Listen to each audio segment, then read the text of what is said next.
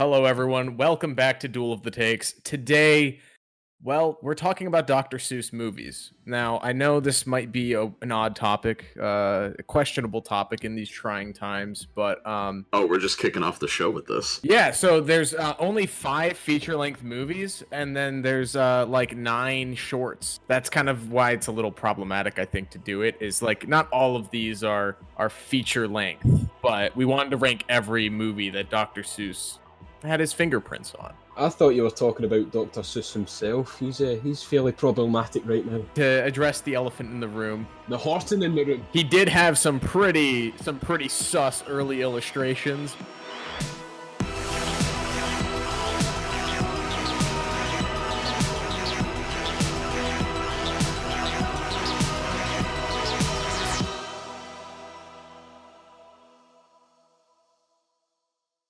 Anyway, we're joined by our good friend Michael from the YouTube channel Movies and Milk. Hello. Hello, greetings. I never heard of the word Kino before I listened to your podcast. I'm picturing you sitting in like a Scottish field with like a pipe in your mouth, wondering what Kino means. Who would like to go first? I'll go first. All right, Josh. What is the worst Dr. Seuss movie ever made? It's the Grinch musical. Yes. Yes, you're right. It is. Like, can we talk about Matthew Morrison for a second? The star of this movie, the man who played the Grinch, who unironically in an interview said that he took inspiration from Joker 2019 for this role. It just sucks that this is the most recent content around Dr. Seuss. The soundtrack was horrible. I did not like a single original song. And all the songs from the original source material I thought were absolutely garbage. I would much rather listen to the Tyler, the Creator rendition of You're a Mean One, Mr. Grinch. For now, I definitely agree with Josh that Dr. Seuss's The Grinch musical is the worst thing that Dr. Seuss has ever done.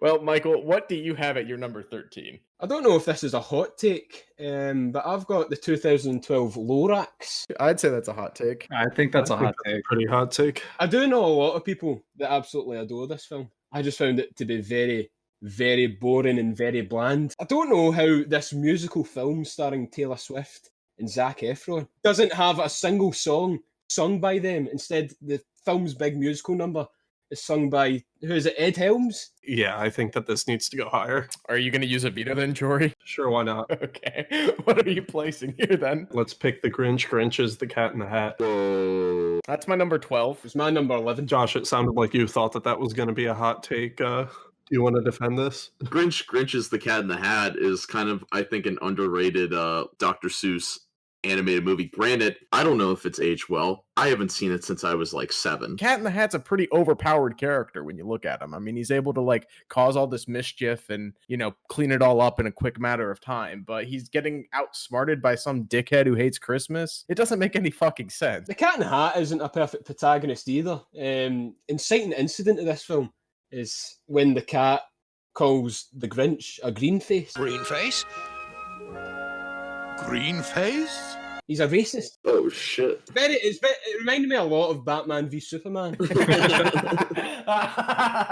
Tell me, do you bleed? All I'm saying is release the Snyder cut of the Grinch is the Cat in the Hat. Yeah, between these two, I do have the Grinch is the Cat in the Hat lower. It's silly. But if the Lorax gets much higher, I will start to speak up. Yeah, that's cool, I guess. I'm going to nominate here at number 12, the original The Cat in the Hat. Oh my god. Oh. As someone who loved reading Dr. Seuss books as a kid, The Cat in the Hat's a classic. I mean, The Cat in the Hat is probably his most beloved character. He's on the spine of almost every Dr. Seuss book. You would think that they would go into this with the same amount of love and care that they did with the 1966 How the Grinch Stole Christmas special. But no, this is just extremely bland. There's no good music in this. What? I just want to say something from the rest of the panel. I agree with Nate. It sounds like there's a lot of hesitance coming from everybody else, though. Could I just mention the fact that I hadn't actually seen this film until an hour ago? So it's still very fresh in my memory. And to be perfectly honest with you, I don't really remember much of it. I did have it at number 3, but I have been drinking quite a bit today, so I'm perfectly all right with putting it lower. I like this guy. I kind of want to veto I'll put the Lorax here. The movie's a big meme. It is a fun meme, but I think the 1971 Cat in the Hat, even if you think it's bland, I think is a better representation of the Dr. Seuss, just its style and books. I'm sticking with what I said initially, the 71 Cat in the Hat here for me. I agree. Both are a little higher up, but Cat in the Hat is lower, so I'm going with Cat in the Hat. How bad can I be? I know what I'm putting here. We haven't placed Halloween as Grinch Night, right? We have not placed Halloween as Grinch Night yet. I don't really like it, so How high are you putting the Hooba Bloop Highway? it's right above Halloween as Grinch Night for me. Halloween as Grinch Night is kind of a fever dream. I do really like Halloween is Grinch Night, only because the Grinch doesn't have a change of heart at the end. He's still a grouchy little bastard. I'm sick and tired of the Grinch having a change of heart. I've seen it one too many times. The film is quite boring. They reference dollars and 60 cents or something currency in Dr. Seuss. It was a bit higher on my ranking, but not too much higher. So Yeah, it's really weird how a Jimmy Carter presidency was affecting the economics of Dr. Seuss's world in Halloween's Grinch Night. What are we talking about? My number 10 is How the Grinch Stole Christmas 2000, starring Jim Carrey. number 10 is where I had it. I can't believe I'm defending this movie again on this show, because I really don't like this movie. In fact, I hated it as a kid. Number 10 is pretty low. Vito, I'm saving Dr. Seuss's, Bryce Dallas Howard's father's How the Grinch Stole Christmas. Yeah, I'm gonna put the Huber Bloob Highway here. It's like Dr. Seuss's take on like the fable of like the storks delivering babies. It's just like, why is this what we're like telling next? Like how babies are made. Like the trajectory of these made for TV shorts goes, they do the Grinch one, it's wildly successful, becomes a Christmas classic, and then we get this Cat in the Hat one that's really middling and no one cares about. Except Josh, I guess. And somewhere in the middle, they're like, oh, wait, we need to do one about babies being made for kids to understand sex education. Agree. Yeah, the production design alone should make the movie go higher. Yeah, no, the pacing in this one was horrible for me. I was struggling to get through it in a single sitting. I had to take breaks, and it's only half an hour long. Good veto, Nate. Thank you. I tried. All right, we're back to you, Josh. What do you think belongs at number 9? Okay, then I'll go with the Lorax. Yes. All right. What place are we at? We're at number 9. That's okay. For its extended runtime, I think it's like messaging is more confusing than that of the original 1972 Lorax. Yeah. Mm-hmm. Protecting the environment and saving the planet or whatever, which is very 70s in its theming. Is it very 70s though? Because I feel like 2008 and 2009 you had Wall-E and your film app. Well, it came back, but in the 70s, there was that first big, like, eco-conscious push. This was second-term Obama propaganda we got. This was anti-Mitt Romney propaganda. Yeah, the first time I watched the Lorax was at my mom's friend's house, and about halfway through the film, my mom's friend's husband said, "This is pretty liberal," and left the room. I am totally fine with the Lorax 2012 being here at number 9. And it is your turn, Michael, to nominate a film. What do you think the 8th best Dr. Seuss movie is? Illumination's The Grinch from 2018. I was having an internal struggle between that and the Jim Carrey Grinch, because I think that there's stuff that the Jim Carrey Grinch gets right that this film doesn't, but there's stuff that this film gets right that film doesn't. Film does put me in the Christmas spirit, whereas the Jim Carrey Grinch is ugly to look at and very mean-spirited. I agree. I think Jim Carrey's performance is far better and pretty much elevates that film just slightly higher for me. It felt more like an Illumination movie than it did Dr. Seuss's style. It just irked me the wrong way. I will say that this film does have probably my favourite ending. The Grinch is invited to Cindy Lou's house for the Christmas feast. I don't want to call you out, Nate, but I feel like people who probably grew up with like maybe like weirder cartoons like SpongeBob and that didn't find the Ron Howard's Grinch as off-putting. That's fair. I think that's a really good point. You haven't even seen this movie, Jory. I've seen clips of it. I just haven't sat down and watched the Jim Carrey Grinch in its entirety because Why? It's 2021. Yeah, I'm totally cool with the Illumination Grinch going here at number 8. And at number 7, I have a movie that I placed at number 11 that is yet to be mentioned. The 1970 Horton Hears a Who. I don't like the Illumination Horton Hears a Who either. It's actually Blue Sky that done the... Oh, you're right. It is Blue Sky. Don't really care about either one of them. This was just not a Dr. Seuss IP that I really like have a strong attachment to. I think both are fine. Hot and Here's a Who, just as a story, just isn't as captivating as, say, Cat in the Hat or The Grinch or The Lorax. All right. The 1970 Horton Hears a Who, number 7. Alden, what do you think number 6 should be? My next lowest, I believe, is the 5,000 Fingers, and it's at number 6. You know what? I'm going to veto, and I'm going to say Hot and Here's a Who from 2008. That's what I was going to veto myself with. Again, just not a fan of the source material, really. But I do think this is probably one of the better adaptations of Hot and Here's a Who. I just hate Jesse McCartney's JoJo character. It's rough. And then when he does speak, he sings... I Can't Fight This Feeling Anymore by REO Speedwagon. I can't fight this feeling anymore. That is horrible. Just that scene alone put it down at number 6 for me. The finale, the climax of the film. Just to follow the pattern here, Jory, what's your lowest out of the top 5? It's 5,000 Fingers of Dr. T, but I don't think that's relevant based on how everybody else has been talking about it. Wait, didn't you try to place Ron Howard's The Grinch Stole Christmas? Oh, yeah, I did. I forgot that hasn't been placed yet. Yeah, that can go here. If everybody else is down for it, that is. I mean, I feel like what's left, 5,000 Fingers is a contender. And this is in the 50s, and Dr. Seuss is publishing these successful children's books, and this is the only movie that he actually worked directly on beyond like writing. He produced it, he shadow directed it to a degree. It was a big risk and a big attempt. It was a huge bomb and became like a cult classic down the line. It has some crazy visuals, and with live action characters and everything, it brings like a Dr. Seuss aesthetic to life, and I feel like it kind of walked so Tim Burton could run in a way. I feel like a lot of his kind of visuals lend themselves to Seussisms like this. Yeah, I'm looking at this and I was about to say like this is looking like proto like Tim Burton. There's also some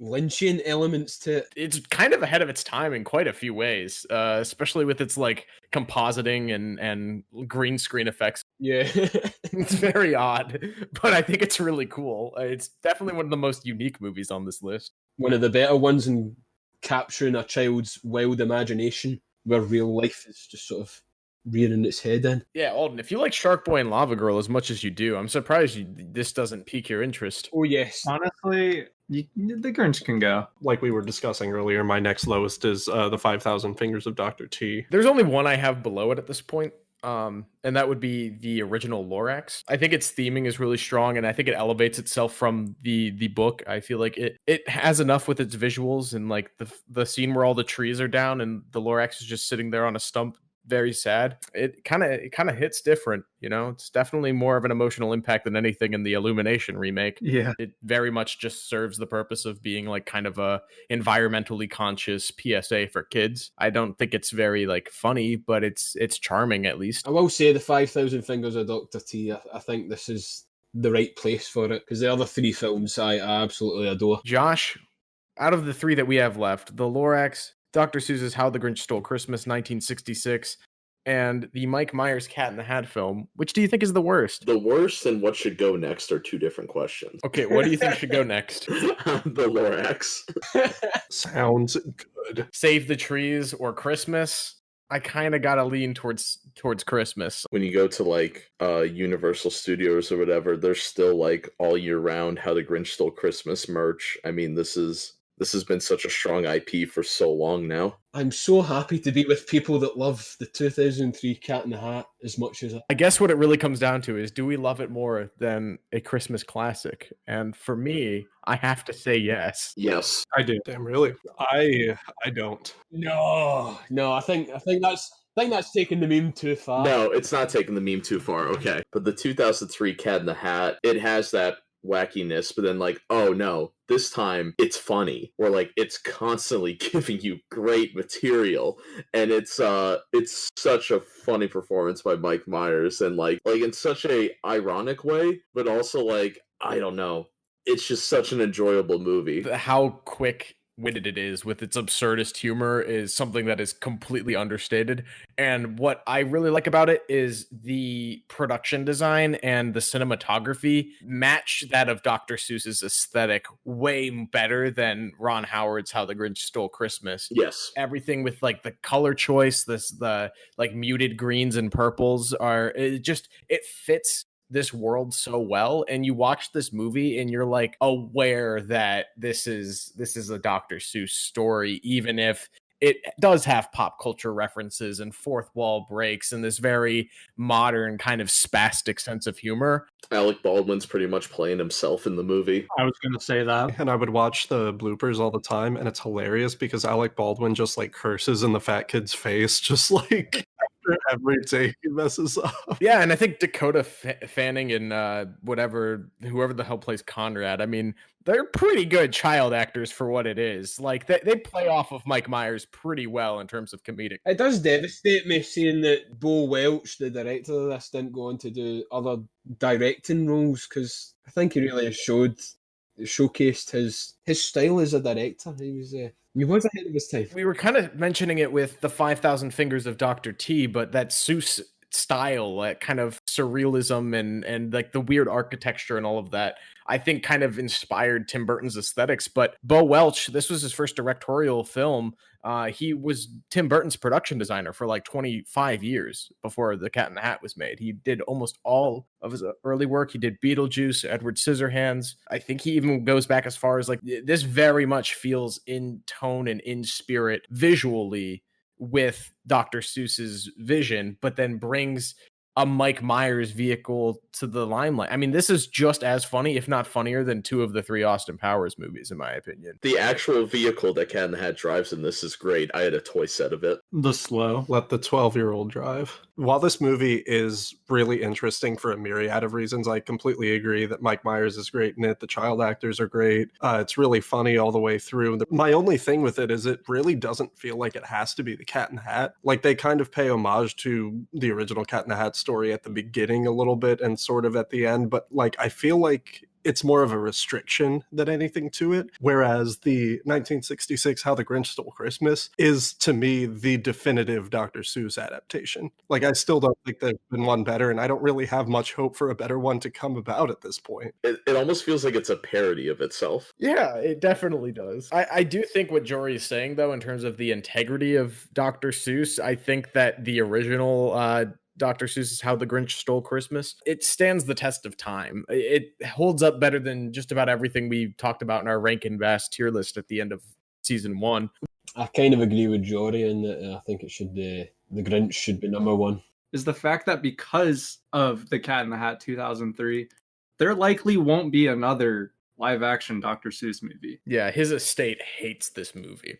And I think that's funny. Yeah. All right. Do we want to vote? I'm sticking with Cat in the Hat here, number 1. I am also sticking with Cat in the Hat here, number 1. I'm putting the Grinch, How the Grinch Stole Christmas, at number 1. I'm with Michael. Cat in the Hat 2003 is my pick for number 1. At number 14, I had Dr. Seuss's The Grinch Musical. Number 13, I had Dr. Seuss's The Cat in the Hat, 1971. At number 12, I had The Grinch's The Cat in the Hat, 1982. Then I had Dr. Seuss's Horton Hears a Who, 1970. Then I had Halloween is Grinch Night, 1977. Number 9, The Hoober Bloob Highway. At number 8, I have Horton Hears a Who, 2008. Then I have Illuminations The Lorax at number 7. Number 6, I have Dr. Seuss's How the Grinch Stole Christmas, directed by Ron Howard. Number 5, I have The Lorax, 1972. Number 4, I have The Grinch, 2018. At number 3, I have The 5,000 Fingers of Dr. T. Number 2, I have How the Grinch Stole Christmas. And number 1, The Cat in the Hat. So number 14, The Grinch Musical. Number 13, The 5,000 Fingers of Dr. T. I'm sorry, I didn't see it. Number 12, Hooper Bloom Highway. Number 11, Halloween is a Grinch Night. Number 10, the 2018 Grinch. Number 9, the Lorax, the new one.